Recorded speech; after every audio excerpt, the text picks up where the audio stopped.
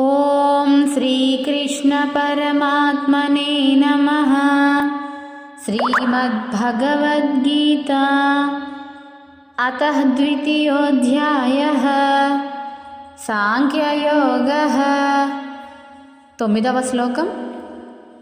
సంజయ ఉవాచ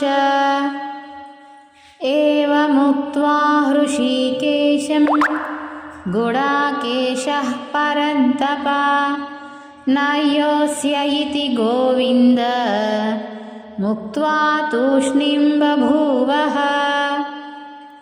పరంతప, ఓ రాజా, ఓ ధృతరాష్ట్ర, గుడాకేశః అర్జునుడు, హృషీకేశం అంతర్యామి అయిన శ్రీకృష్ణునితో ఏవం ఉక్త్వా ఈ విధముగా పలికి, గోవిందం గోవిందుని ఉద్దేశించి, నా యోస్యే యుద్ధము చేయను, ఇతి అని స్పష్టముగా, ఉక్త్వా పలికి, తూష్ణీం బభువ మౌనము వహించెను.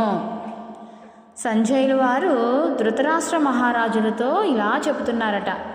ఓ రాజా, అర్జునుల వారు శ్రీకృష్ణ పరమాత్ముల వారితో ఈ విధముగా పలికిన పిమ్మట నేను యుద్ధము చేయను అని స్పష్టముగా తెలిపి మౌనము వహించెను అని శ్రీకృష్ణుని వారితో గుడాకేశుడైన అర్జునుల వారిని గుడాకేశుడుగా సంబోధించి ఈ మన సంజయుల వారు ధృతరాష్ట్రుని వారితో ఇలా తెలుపుతున్నారు.